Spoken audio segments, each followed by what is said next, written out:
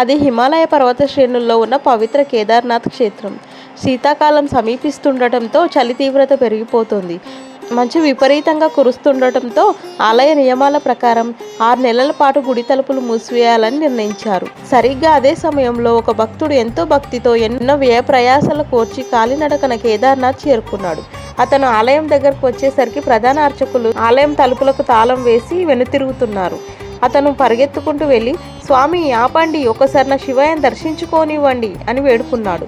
దానికి ఆ పూజారి, నాయన ఇప్పుడు కుదరదు, ముహూర్తం దాటిపోయింది, 6 నెలల పాటు ఇక్కడ ఎవరూ ఉండకూడదు, నువ్వు వెంటనే మాతో పాటు కిందకు వచ్చేయి, లేదంటే చలికి ప్రాణాలు పోతాయి అని హెచ్చరించారు. కానీ ఆ భక్తుడు కదలలేదు. నా శివయ్యను చూడకుండా నేను వెనక్కి వెళ్ళను, ఆయన ఎప్పుడు తలుపులు తీస్తే అప్పుడే నేను దర్శించుకుంటాను అని మొండిగా అక్కడే ఉండిపోయాడు. పూజారులు చేసేదేమీ లేక అతన్ని అక్కడే వదిలేసి వెళ్ళిపోయారు. చీకటి పడింది.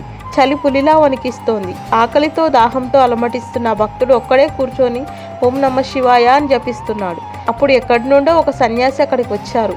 ఆయన ముఖంలో ఏదో తెలియని ప్రశాంతత. ఆ సన్యాసి భక్తుడిని చూసి, ఏంటయ్యా ఒక్కడివే ఉన్నావు, ఇదిగో ఈ పాలు తాగి రొట్టె తిను అని ఆహారం ఇచ్చారు. చలి తట్టుకోవడానికి మంట వేశారు.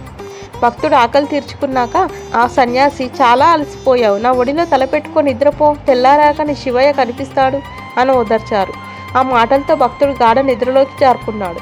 కాసేపటికి మెలకువ వచ్చి చూసేసరికి వెలుగు వచ్చింది. ఎదురుగా చూస్తే 6 నెలల క్రితం వెళ్ళిపోయిన అదే పూజారి తన బృందంతో మళ్ళీ ఆలయ తలుపులు తీయడానికి వస్తున్నారు. ఆ భక్తుడు ఆశ్చర్యంతో పూజారి దగ్గరికి వెళ్ళి, స్వామి మీరు రాత్రి వెళ్ళి అప్పుడే వచ్చేసారా, తలుపులు తీస్తున్నారా అని అడిగాడు. ఆ మాట విని పూజారి స్థానం అయిపోయాడు. ఏమంటున్నావు నాయన, మేము వెళ్ళి 6 నెలలు అయ్యింది, శీతాకాలం పూర్తయ్యి మళ్ళీ ఈరోజే తలుపులు తీస్తున్నాం, అసలు ఈ 6 నెలలు నువ్వు ఎలా బతికావు అని పూజారి ఆశ్చర్యపోయాడు.